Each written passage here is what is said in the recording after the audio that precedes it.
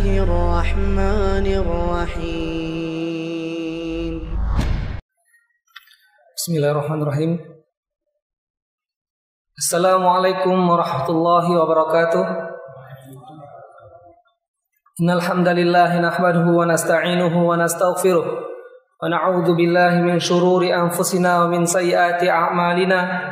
من يهده الله فلا مضل له ومن يضلل فلا هادي له. وأشهد أن لا إله إلا الله وحده لا شريك له وأشهد أن محمدا عبده ورسوله صلى الله عليه وعلى آله وصحبه وسلم تسليما كثيرا.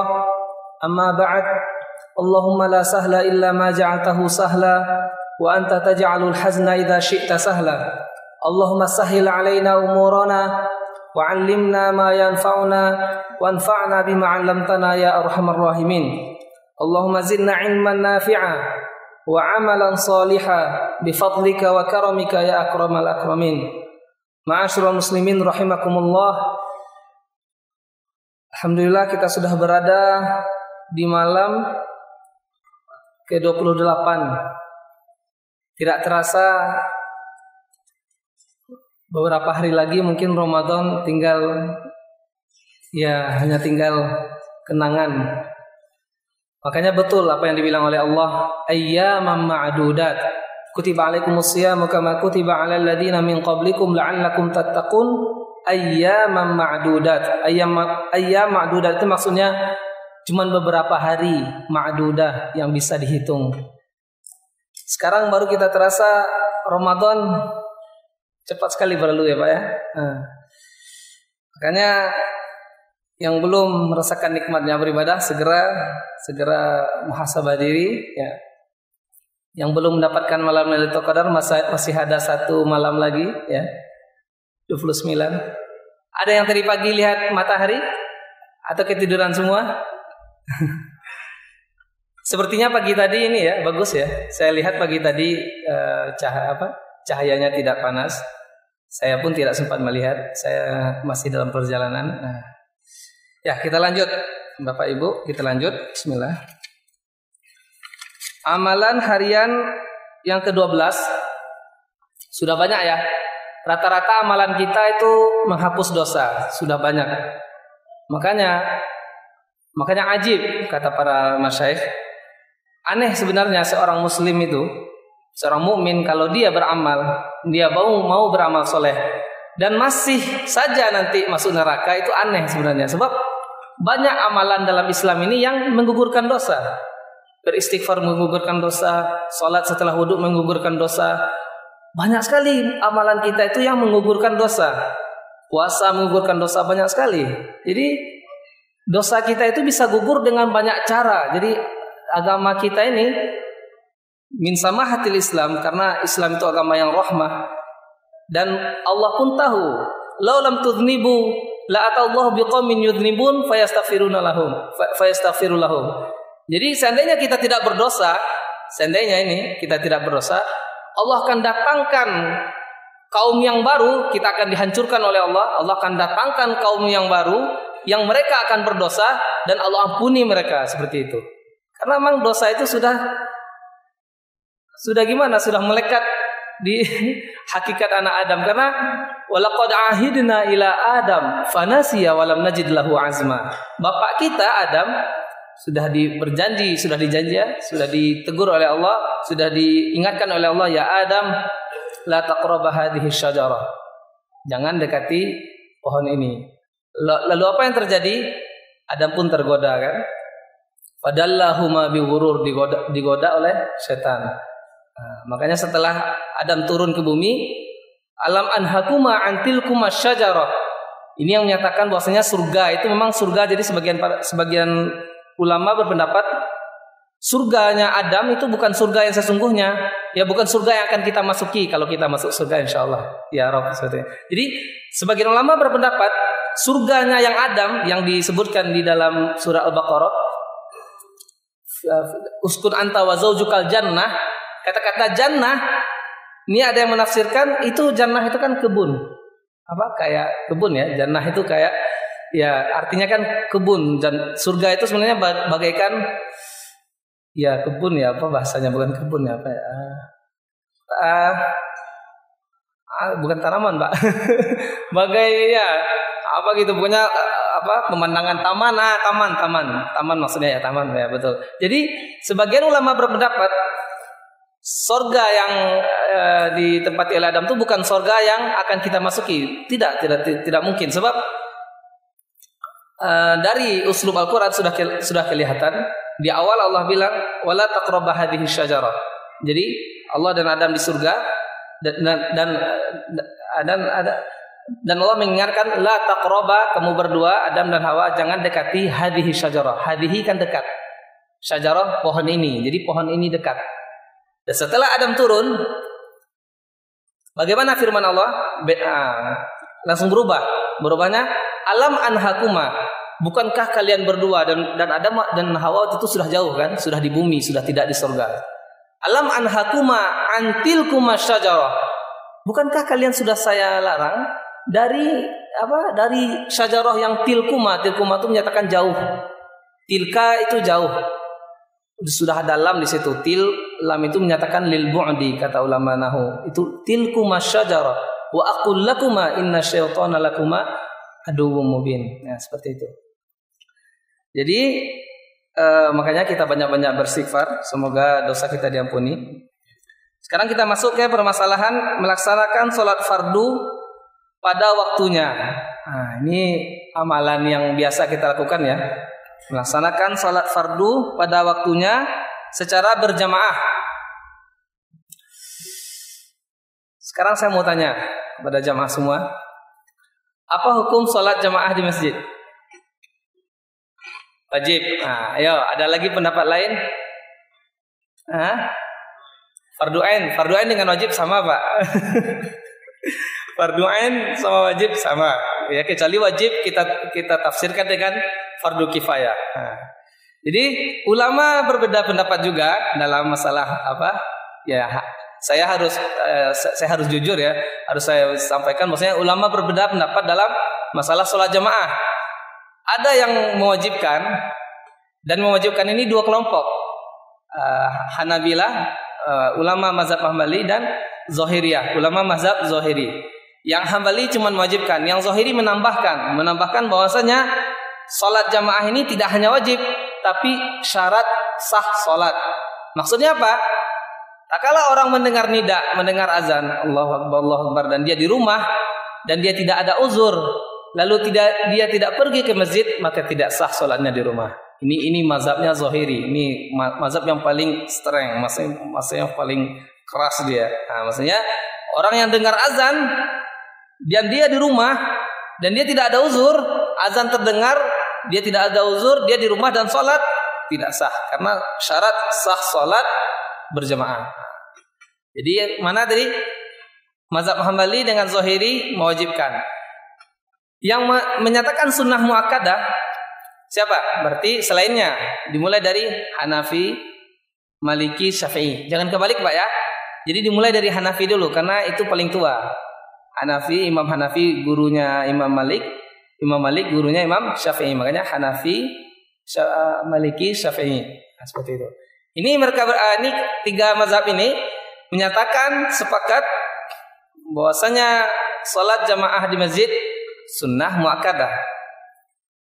Tapi saya berharap jangan setelah ini nggak ada yang salat di masjid. Oh, sunnah rupanya. Saya dari dulu saya tahunya wajib, rupanya sunnah. Tapi ya, kita jelaskan dulu bagaimana dalilnya. Dalilnya yang sunnah berdalil, yang wajib berdalil. Kita lihat bagaimana mereka berdalil dalam kedua hal ini. Yang sunnah yang menyatakan salat jamaah sunnah muakkadah, di antara dalilnya yang diriwayatkan oleh Imamain Al-Bukhari dan Muslim dari Ibnu Umar, bunyinya apa? Anna Rasulullah sallallahu alaihi wasallam Rasulullah SAW bersabda, salatul jamaati tafdulu salatal fardhi bi 27 darajah. Salat jamaah lebih afdal daripada salatul fardhi. Salatul fardhi ini salat sendirian dengan berapa? Bi 7 dengan 7 dan 20, biasanya 27 derajat. Di riwayat lain bi 25 darajah, Di riwayat lain 25 derajat. Di riwayat lain bi khamsin wa ishrina juz'an, 25 bagian. Oke. Ini dalil kelompok yang menyatakan salat jamaah sunnah muakkadah. Bagaimana mereka mengambil dalil dari sini? Bagaimana mereka menghasilkan hukum sunnah muakkadah dari hadis ini? Pertama, mereka mengatakan dalam hadis Bukhari Muslim ini, Rasulullah SAW mengadakan perbandingan antara keutamaan. Maksudnya, salat jamaah lebih utama 27 derajat dari salat sendirian. Berarti kalau kita mengadakan perbandingan keutamaan, secara tidak langsung dua salat ini adalah utama. Seperti ini, saya kasih contoh. Seandainya ada Bapak Tono dan Bapak Toni, mohon maaf kalau ada kesamaan nama. Bapak Tono dan Toni. Terus ada yang bilang Bapak Tono lebih gagah dari Bapak Toni. Artinya apa? Artinya dua-dua orang ini gagah.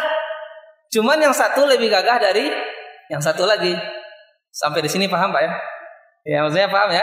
Nah, jadi itu cara kelompok pertama atau kelompok yang menyatakan berdalil bahwasanya salat jamaah sunnah muakkadah. Mereka menganggap bahwasanya Rasul sallallahu alaihi wasallam mengadakan perbandingan antara dua salat ini, menyatakan ini lebih afdal dari ini. Berarti kedua-duanya mendapatkan keutamaan, akan tetapi keutamaan yang salat jamaah jauh lebih tinggi daripada keutamaan salat sendirian. Itu pertama. Yang kedua, tunggu. Yang pertama ini dibantah oleh kelompok yang mewajibkan. Wah, ada bantahnya. Bantahnya seperti ini. Mereka mendatangkan dalil dari Al-Quran. Bantahnya lebih kuat dari Al-Quran. Surat Al-Furqan ayat ke-24, pojok kiri atas, baris kelima kalau nggak salah. Ya, bunyinya ashabul jannati yaumaidin khairum mustaqarra wa ahsanu maqila. Ashabul jannah, penduduk surga. Hati-hati Pak ya, kalau ashab di dalam Al-Quran itu banyak maknanya. Di antaranya penduduk, tapi nggak semuanya penduduk. Di sini penduduk. Ashabul jannah, ashabul jannati yaumaidin, pada hari itu khairum mustaqarra, sebaik-baik tempat tinggal bagi mereka, wa ahsanu maqila. Nah, berarti penduduk surga pada hari itu, maksudnya pada hari kiamat, khairun mustaqarra, mendapatkan tempat sebaik-baik tempat. Nah, di sini ada perbandingan tentang ashab yang bermakna lain selain penduduk, itu di surat Al-Mudaththir. Wa ma ja'alna ashaban nari illa malaikah. Kira-kira apa terjemahnya? Wa ma ja'alna ashaban nari illa malaikatan.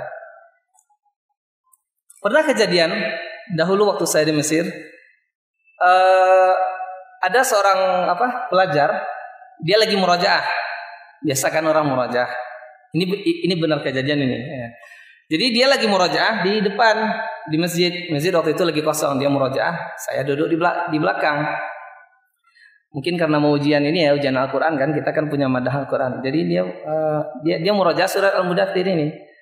Wa ma ja'alna ashaban nari illa malaikah. Lalu dia berhenti. Dia mungkin berpikir kan, tidaklah kami menjadikan penduduk api neraka malaikat. Jadi dia beranggapan ashab ini penduduk. Lalu dia memikir, ashaban nari illa malaikah, penduduk api neraka kecuali malaikat. Tidak mungkin malaikat jadi penduduk api neraka. Jadi dia mulai ragu, tapi Al-Quran yang di depannya nggak dilihat. Dia berpatokan pada apa yang ada di kepalanya. Akhirnya dirubah ayat itu dirubah. Wa ma ja'alna ashabal jannati illa malaika. Jadi diubah sama dia, maksudnya diubah berdasarkan ininya kan, apa yang ada di kepala. Setelah dia ubah, baru dia bilang, seperti ini baru cocok katanya kan. Ini subhanallah, saya dari belakang bilang subhanallah, saya bilang kan hal yastawil ladina ya'lamuna wal ladina la ya'lamun. Maksudnya tidak sama orang yang mengetahui dengan orang yang tidak mengetahui. Jadi hatta orang Arab pun Bapak-bapak ya, orang Arab pun belum tentu dia paham Al-Quran. Kenapa? Karena bahasa Al-Quran itu tinggi. Tidak cukup kita paham, tidak cukup kita lahir di Arab terus kita bisa ngomong bahasa Arab terus kita paham Al-Quran. Belum tentu. Seorang mufassir pun belum tentu dia paham semuanya Al-Quran. Maksudnya mufassir yang baru-baru ya, bukan imamul mufassirin, bukan. Hatta ya seperti itu. Jadi bahkan ada beberapa ayat dalam Al-Quran yang itu uskilat ala mufassirin. Maksudnya ayat yang bikin jelimet, yang mufassir pun nggak bisa menemukan apa sih maknanya itu. Bahkan mereka banyak berbeda pendapat. Di antaranya ayat di surat Al-A'raf yang berbunyi falamma taghasyaha hamalat hamlan khafifan famarrat bih falamma athqalat. Ini tentang Adam dan masih tentang Adam dan Hawa. Wahalladzi, jadi di pertengahan, langsung di pertengahannya, athqalat da'wa Allah rabbahuma la in ataitana sholihan lanakunanna minasyakirin. Jadi kisahnya ini Adam dan Hawa jadi tak kala mereka sudah bergaul, melakukan hubungan suami istri, lalu Hawa waktu itu hamil, afqalat, dan hamilnya sudah berat, sudah hamil tua. Lalu mereka berdoa kepada Allah, da'awallaha rabbahuma. Mereka berdua ini berdoa kepada Allah, da'awallaha rabbahuma la in ataitana sholihan. Ya Allah, kata Adam dan Hawa, seandainya engkau menganugerahi kami anak yang soleh, lanakunanna minasyakirin, sungguh kami akan menjadi orang yang bersyukur. Belum selesai. Lanjutan ayatnya, falamma atahuma sholihan. Tak kala sudah lahir anak yang soleh tadi, yang sudah mereka dambakan, falamma atahuma sholihan ja'ala lahu syuraka fima atahuma. Ini dia. Permasalahannya muncul di ayat ini. Falamma atahuma sholihan, tak kala Adam dan Hawa Allah berikan anak soleh, ja'ala kan mereka berdua itu, ja'ala itu kan menjadikan. Mereka berdua menjadikan, ja'ala lahu syuraka, mereka berdua menjadikan bagi Allah syuraka, berarti mereka berbuat syirik. Ini yang buat para mufassir berpikir lagi. Adam dan Hawa sudah berbuat kesalahan dan taubat dan diterima. Fatalaqqa Adamu min rabbih kalimatin fataba alaih.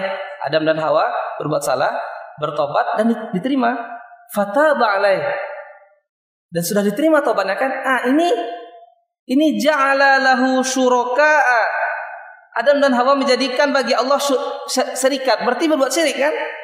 Fima atahuma, gara-gara anak yang lahir. Jadi anak itu bisa membuat kita anak yang lahir itu bisa malah membuat runtuh akidah orang tuanya. Ini ayat ini bercerita tentang hal itu. Makanya ulama jadi jadi gegar, maksudnya gimana ini? Kenapa Adam malah kembali lagi? Kalau seandainya ini betul Adam berbuat syirik, harusnya ada lagi tobatnya kan?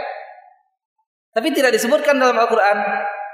Yang ada cuman hadis doif. Hadis doif yang menjelaskan bahwasanya anak ini lahir dengan nama Abdul Harith, dan Harith waktu itu salah satu nama setan, berarti kan hamba setan, ya kan? Makanya ini ya indikasi para ulama menganggap bahwasanya Adam dan Hawa salah ngasih nama, jadi dibuat anak jadi nama hamba setan. Mungkin sebelumnya setan juga mulai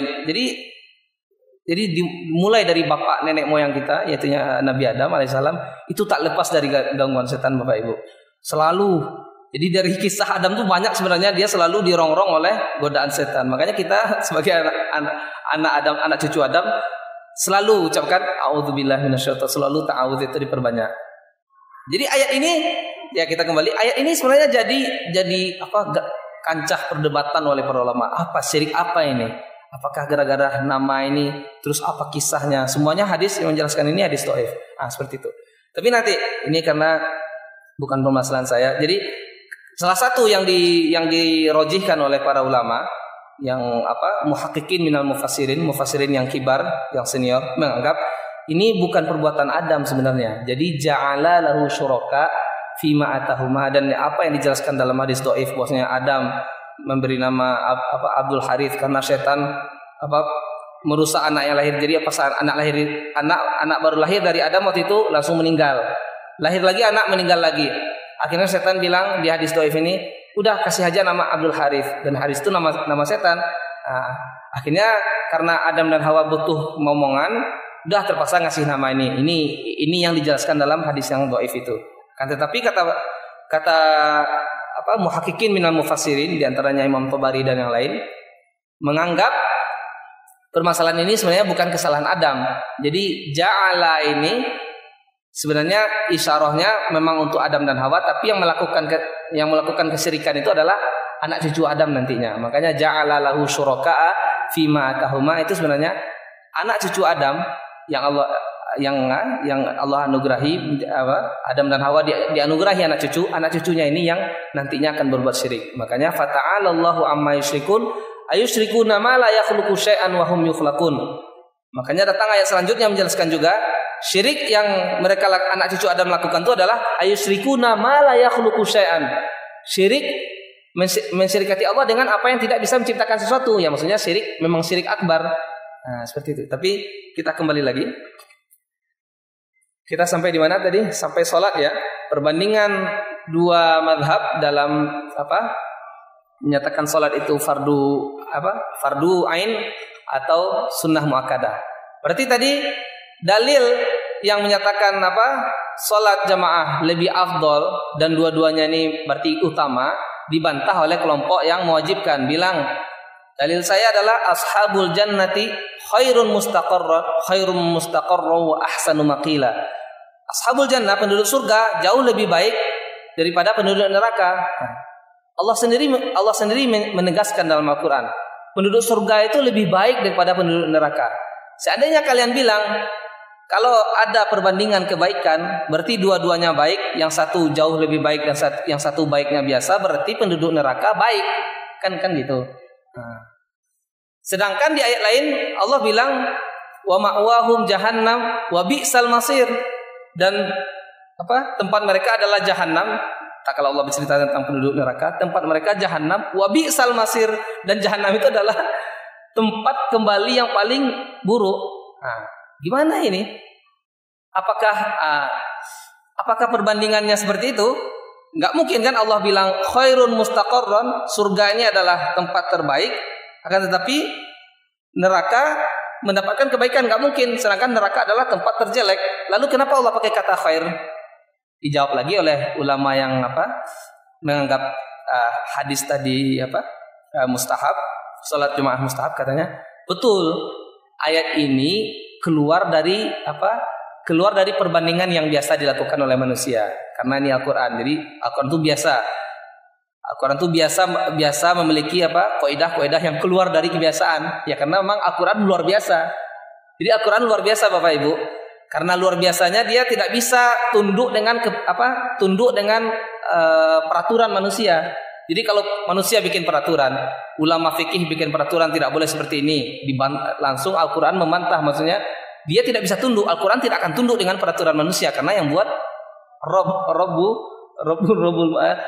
kan Tuhannya manusia, Robnya manusia, seperti itu.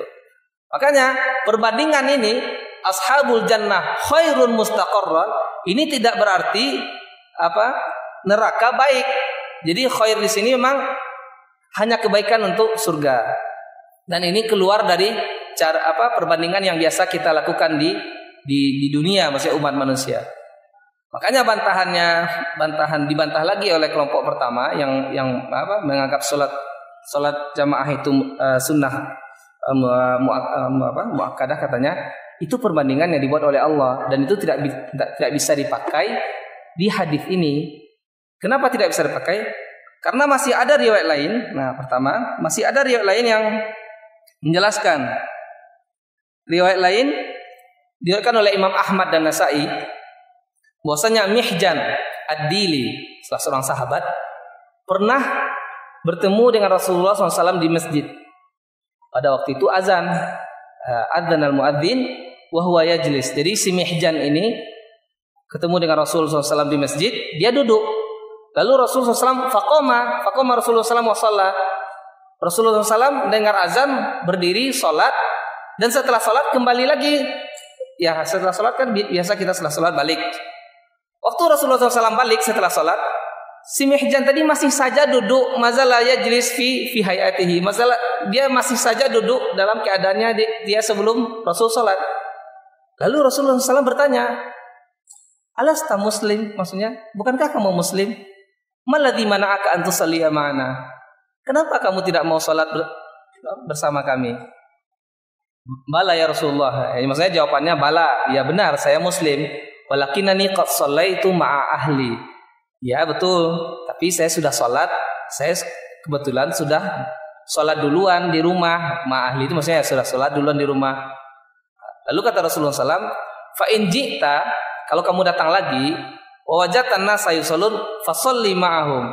Sudah, kalau kamu datang, wa qad shallaita ma'a ahlik, fasalli ma'an nas wa in kunta qad shallaita ma'a ahlik. Jadi, kalau kamu mendatangi masjid, meskipun kamu sudah sholat di rumah, sholat lagi. Nah, ini makanya muncul pendapat ulama menyatakan kalau kita sudah sholat dan kita mendapati masjid lagi sholat, sudah ikut saja sholat. Nah, ini dapat pahala. Apalagi kalau sholat di rumah sendirian dan di masjid masih ada jamaah, kita nyampe di masjid sholat lagi.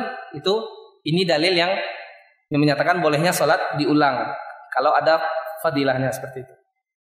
Nah, makanya dari sini, dari kejadian ini ulama yang menganggap sholat jamaah itu sunnah muakkadah mengambil dalil bahwasanya seandainya si Mihjan tadi kan sholat sendirian di rumah kan. Nah, seandainya sholat sendirian itu tidak sah, maksudnya apa? Seandainya sholat jamaah itu wajib, tentunya Rasulullah SAW akan menyuruh dia mengulang apa? Ya, ulang lagi sholat karena wajib. Sholat jamaah ini wajib, sholat sendirian itu tidak wajib. Sholat sendirian tidak sah. Ya, maksudnya harus wajib kan? Wajib hukumnya. Nah, berarti kamu harus ngulang lagi. Kan tidak ada perintah untuk melakukan pengulangan sholat seperti itu. Ini dalil mereka. Cuma dibantah lagi, memang ada bantahan lagi. Kelompok yang menganggap wajib menganggap tidak. Keutamaan terjadinya keutamaan sholat jamaah itu hanya untuk jadi orang yang sholat sendirian baru sah sholatnya, atau dia tidak berdosa kalau dia dalam keadaan uzur. Jadi kalau dia uzur baru dia tidak berdosa, tidak sholat jamaah. Ini lagi bantahan dari kelompok yang menganggap sholat jamaah itu wajib. Jadi kalau dia uzur, dia baru tidak berdosa, dia sholat di rumah. Tapi dibantah lagi, dibantah lagi dengan riwayat Bukhari dari Abi Musa Al-Asy'ari. Imam Bukhari juga meriwayatkan hadis lain dari Abi Musa Al-Asy'ari. Apa bunyinya? Anna Rasulullah sallallahu alaihi wasallam Rasulullah SAW bersabda, "Idza maridul 'abdu aw safar, kutiba lahu mithlu ma kana ya'malu sahihan muqiman." Artinya apa? Kata Rasulullah SAW menegaskan, idza maridul 'abdu, kalau seorang hamba itu sakit, aw safar, atau dia melakukan perjalanan, kutiba lahu mithlu ma kana yaf'alu sahihan muqiman. Allah akan catat pahalanya lengkap, full, sempurna, mithlu ma kana ya'mal sahihan muqiman. Jadi kalau dia sakit, si bapak biasa sholat jamaah jamaah 5 waktu di masjid. Tiba-tiba dia sakit, dia terpaksa sholat di rumah. Pahala dia sholat di rumah itu sama dengan pahala dia sholat di masjid, karena dia lagi sakit berudzur. Makanya Allah catat pahalanya lengkap sudah. Jadi tidak ada bolong. Subhanallah ya, catatan Allah beda dengan catatan manusia ya. Kalau kita sebagai pegawai negeri, kita rajin, kalau lagi sehat kita rajin datang tepat waktu. Pas kita sakit, tapi kalau pegawai negeri memang sama ya. Pegawai negeri mau tidak hadir pun akan dicatat hadir gitu ya. Maksudnya kalau ya catatan Allah seperti itu. Kalau orang ini biasa rajin, tiba-tiba dia sakit dan dia tidak bisa ke masjid, sudah pahalanya tetap full. Nah, ini yaitu sedikit saya buka pergulatan ulama, apa yang terjadi di kancah ulama. Memang banyak perbedaan itu, banyak memang. Makanya kita juga harus tahu. Makanya di antara min fiqhir rajuli ma'rifatuhu lil khilaf. Kalau seorang faqih itu dia harus tahu dulu khilaf, baru dia mulai jadi seorang faqih. Makanya Imam Malik, ada lagi cerita Imam Malik. Nggak apa-apa ya, kita cerita-cerita ngabisin waktu setengah jam. Jadi Imam Malik Kenapa Imam Malik Imam Malik apa nama kitabnya? Kitab yang ditulis oleh Imam Malik. Imam Bukhari kan Sahih Bukhari. Imam Muslim Sahih Muslim. Imam Malik namanya apa? Muwatta kan? Al-Muwatta Imam Malik.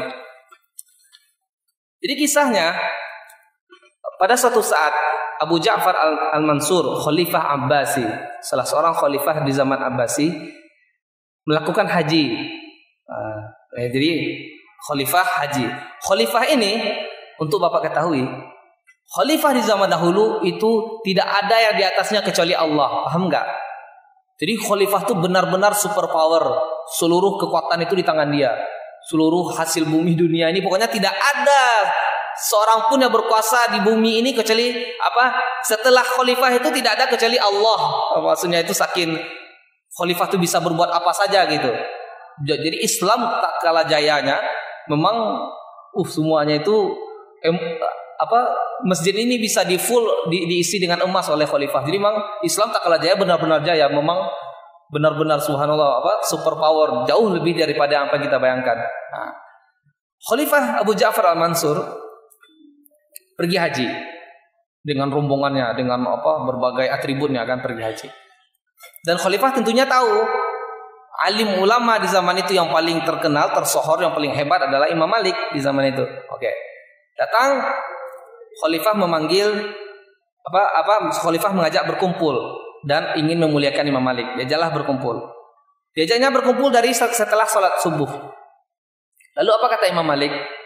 Dari sejak setelah subuh sampai zuhur saya dicerocoli dibabat habis dengan pertanyaan. Jadi ditanya terus sama khalifah dari habis subuh sampai menjelang zuhur. Jadi pertanyaan khalifah itu tidak berhenti kecuali hatta atahul muadzin, sampai datang muadzin baru berhenti pertanyaannya. Setelah salat baru khalifah mengakui ana uqirru laka bi annaka a'lamun nasi ala wajhil ard. Lalu kata khalifah setelah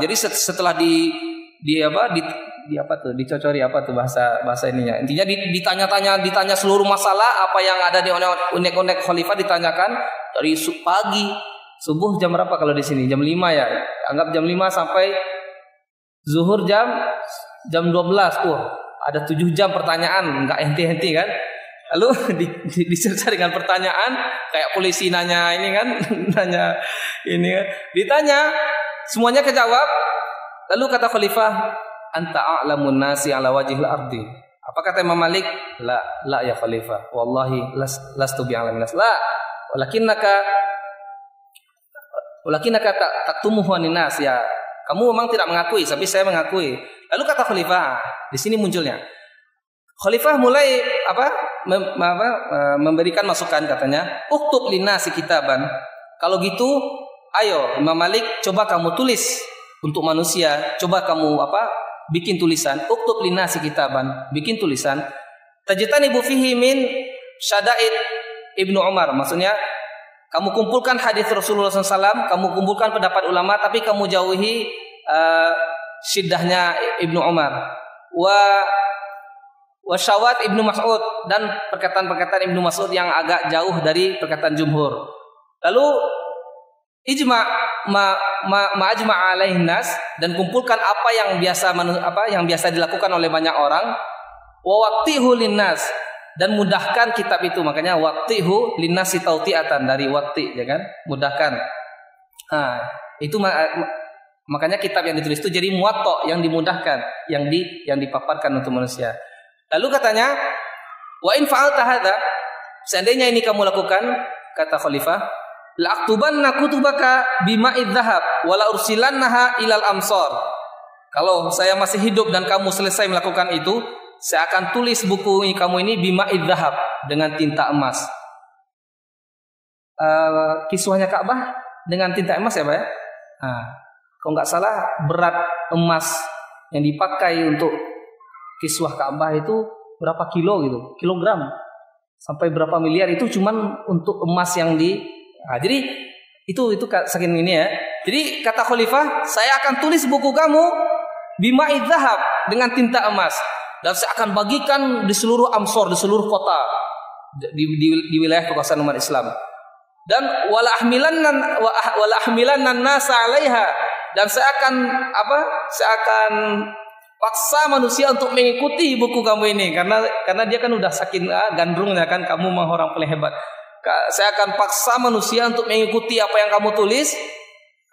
Terus kata khalifah, la ahmilanna nasa 'alaiha, ya seperti itu sampai di situ. Saya akan paksa manusia mengikuti apa yang kamu tulis. Lalu kata Imam Malik, la taf'al ya Amirul Mukminin. Ya Amirul Mukminin, jangan kamu lakukan itu. Wa innan nasa qad balagha lahum riwayat. Karena orang lain sudah banyak juga mendengar riwayat lain dari para sahabat. Wa amilu bima alimu, dan mereka pun sudah beramal dengan apa yang mereka terima dari riwayat-riwayat lain. Wa inna hamlan nasa jadi kata Imam Malik, sesungguhnya kalau kita memaksakan manusia yang sudah biasa melakukan sesuatu itu berat. Jadi Imam Malik karena saking bijaknya kata dia, kalau kita paksa manusia dengan pendapat saya, sedangkan orang lain sudah mendapatkan riwayat-riwayat bertebaran dari sahabat yang lain. Kalau kita paksa orang yang sudah biasa melakukan amalan dan dia yakini itu benar, itu sulit. Ya kan, biasanya kan seperti itu. Orang sudah biasa sholat dengan tata cara yang dia dapatkan dari bapak ibunya, atau sudah biasa melakukan amalan, lalu kita datangkan amalan baru, itu sulit mengubah kebiasaan seperti itu kan. Nah, itu kata Imam Malik, jangan lakukan itu. Terus kata khalifah, tidak, saya akan tetap lakukan, katakan, selagi saya hidup. Akhirnya solusinya apa? Saking bijaksananya Imam Malik ya. Solusinya Imam Malik tetap menulis buku itu, tapi Imam Malik tidak menyelesaikannya kecuali setelah meninggalnya Khalifah Abu Ja'far al-Mansur. Subhanallah. Seorang ulama yang ilmunya sudah luar biasa, a'lamun nasi ala wajhil ardi, kata Abu Ja'far al-Mansur, ma baqiya ala wajhil ardi a'lamun nasa bi hadithi Rasulullah sallallahu alaihi wasallam minka, gitu. Enggak ada yang lebih hebat daripada kamu. Apa yang beliau lakukan? Malah menunggu meninggalnya khalifah. Ditunggu dulu meninggal agar jangan bukunya ini jadi dipaksa orang untuk meyakininya, dan seperti itu. Subhanallah. Makanya perbedaan itu memang banyak. Makanya itu diantara bentuk perbedaan yang harus dipahami seperti itu. Nah, itu masalah sholat fardu ya. Sholat fardu berjamaah pada waktunya. Akan tetapi saya berharap jangan sampai jamaah meninggalkan sholat jamaah gitu kan. Tetap kita berjamaah, karena Sa'id bin Musayyib kata beliau, apa kata beliau? Ma fatatni takbiratul ula mundu khamsina sanah. Kata Sa'id bin Musayyib, meskipun ini orang-orang terdahulu ya, salaf kita, Sa'id bin Musayyib, ma fatatni takbiratul ula mundu khamsina sanah. Saya tidak pernah kelewat takbiratul ula, takbir pertama sejak 50 tahun. Ayo, siapa yang umurnya di atas 50? Ya, ayo. Yang sudah umurnya di atas 50 tahun, berapa kali kelewat takbiratul ula? Nah. Ini ya, Sa'id bin Musayyib selama 50 tahun, anggaplah dari dia balik.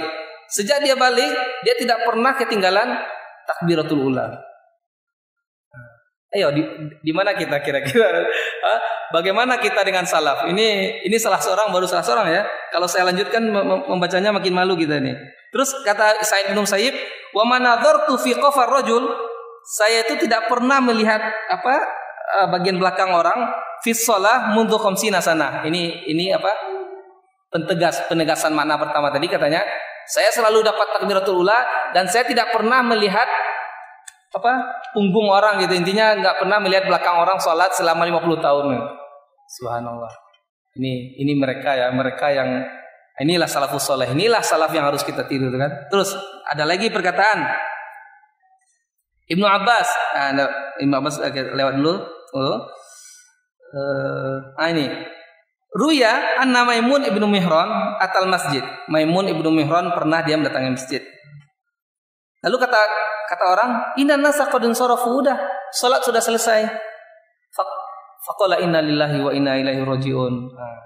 Ini dia kan jadi sedih, dia kan inna lillahi wa inna ilaihi rajiun. Lafadhu hadhihi shalah ahabbu ilayya min wilayatil Iraq. Maimun ibnu Mihran waktu itu dia wali di Irak, seorang gubernur di daerah Irak. Dia terlambat salat. Waktu orang bilang orang sudah selesai, innalillahi wa inna ilaihi rajiun. Sungguh salat yang saya terlambat ini jauh lebih mulia daripada saya menjadi gubernur di daerah Irak. Tuh, satu lagi. Ada juga seorang salaf, anna salaf kanu yu'azuna anfusahum thalathata ayyam idza fatathu takbiratul ula. Mereka biasanya bertakziah satu sama lain sampai 3 hari takziah, mengadakan takziah maksudnya kayak kematian kalau kehilangan takbiratul ula. Kalau kehilangan salat jamaah takziah 7 hari 7 malam. Itu istilahnya sedih 7 hari 7 malam seperti itu ya. Ibnu Umar juga pernah kharaja Umar yauman ila haid. Ibnu Umar menceritakan kisah tentang Umar radhiyallahu anhu. Umar pernah keluar pada satu hari ila haid. Haid ini kan tembok, maksudnya tembok itu bustan, taman di situ ada korma dan ada kebun gitu kan. Jadi Umar keluar melihat kebun dia, melihat pengairan, korma dan yang lainnya. Terus faraja'a, waktu dia kembali, waqad shallan nasul asr. Rupanya orang sudah selesai salat asar. Lalu apa kata Umar? Innalillahi wa inna ilaihi raji'un. Fatatni salatul asri fil jamaah. Saya sudah kelewat salat asar berjamaah. Ushidukum, saya bersaksi di depan kalian semua, anna haiti alal masakin sedekah. Udah, kebun saya itu, apa yang saya sudah jaga selama ini, bisnis saya nanti istilahnya kan bisnis itu ya. Kebun saya alal masakin sedekah sudah untuk masakin. Kalau seandainya ini mengakhirkan saya sholat, sedekah. Sama juga yang dilakukan oleh Nabi Sulaiman waktu idzu uridu alaihi bil asyi safinatul jiyad faqala rudduha alayya fatafiqa masham bisuqi wal a'naq. Waktu Nabi Sulaiman terpedaya dengan banyaknya safinatul jiyad, kuda-kuda yang bagus diperlihatkan oleh tentara-tentara Nabi Sulaiman. Ini kita sudah punya kuda bagus untuk berperang semua. Lalu kelewat salat asar juga kalau nggak salah. Lalu apa kata Nabi Sulaiman? Bawa sini kuda itu, dipotong semuanya kakinya kan. Ini mereka saking tidak menerima diri ini kalau sudah terlambat salat. Makanya tidak ada alasan ya, jangan jadikan alasan perbedaan ulama dalam salat sunnah, jadikan alasan kita bermalas-malasan untuk salat berjamaah. Banyak ayat Al-Quran yang melarang kita untuk bermalas-malasan. Fawailul lil musallin alladzina hum an salatihim sahun. Kecelakaan bagi orang yang salat, orang yang an salatihim sahun, yang lalai dari salatnya. Di antara bentuk lalai adalah mengakhirkan salat sampai habis waktunya, seperti itu. Makanya di sini disebutkan warka'u ma'ar raki'in, ini salah satu dalil menyatakan wajibnya salat jamaah, karena irka'u adalah fi'il amar, kata perintah dari Allah. Irka'u ma'ar raki'in, rukuklah kalian bersama orang-orang yang rukuk. Tapi sebagian ulama menganggap wajib ini nanti diarahkan ke istihbab, seperti itu. Oke.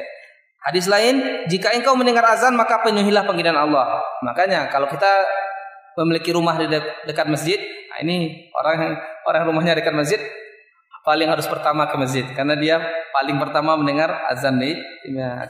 Idza sami'tan nida fa'ajib. Ada lagi kisah orang sahabat yang buta. Kisahnya ada masyhur ya. Seorang laki-laki buta datang kepada Nabi sallallahu alaihi wasallam seraya berkata, "Wahai Rasulullah, sesungguhnya tidak ada yang menuntun aku pergi ke masjid." Ini dia buta, jauh lagi, tidak ada yang menuntun. Terus apa kata Rasulullah? Lalu ia minta keringanan untuk sholat di rumah, diperkenankan sholat di rumah. Awalnya Rasul memperkenankan, udah. Tapi waktu dia dia pergi sebentar, Rasul jadi ingat dan memanggil dia, tunggu dulu, hal tas mau nida sholat. Kamu dengar nida nggak? Kamu dengar azan nggak? Oh iya, kalau azan saya dengar. Makanya kata Rasulullah SAW, fa'ajib, sudah. Kalau kamu dengar, kamu harus berangkat. Ini dalil juga orang yang dalilnya kelompok yang mengatakan wajibnya salat jamaah.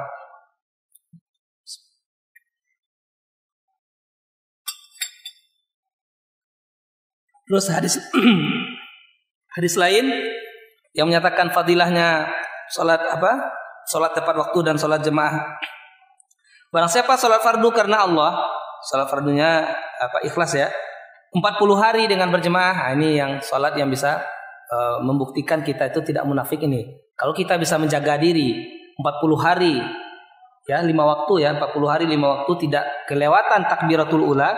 Barang siapa sholat fardu 40 hari berjamaah serta mendapatkan takbiratul ihram yang pertama, maka dituliskan baginya pembebasan, pertama bebas dari neraka dan bebas dari nifak.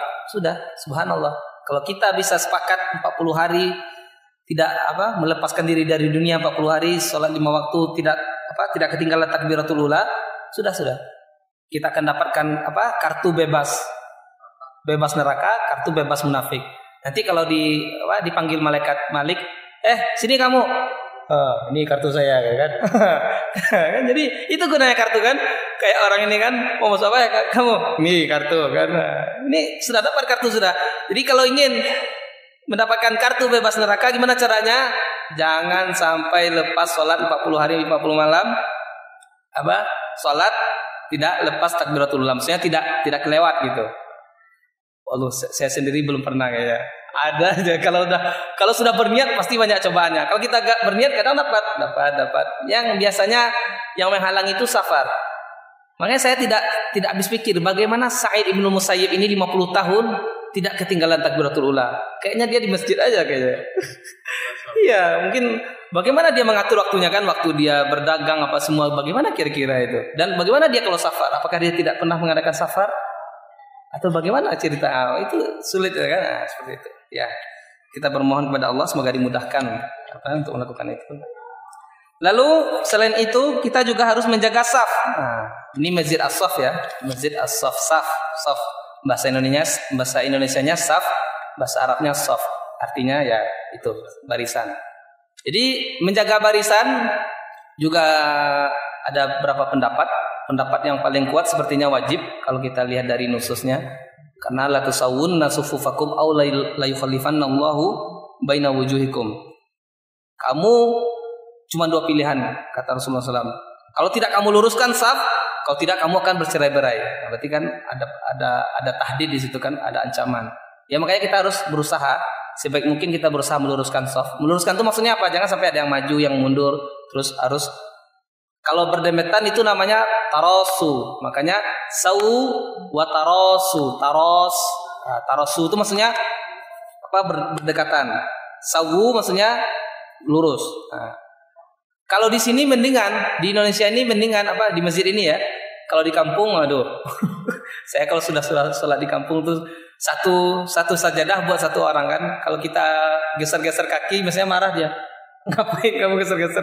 Ya biasanya kan bapak itu tidak sulit ya kalau lihat apa ini gitu kan. Apalagi lihat kita kayak ini udah sudah tidak. Ya. Jadi kalau di Mesir penyakitnya, kalau di Mesir yang mereka luruskan itu ujung jari.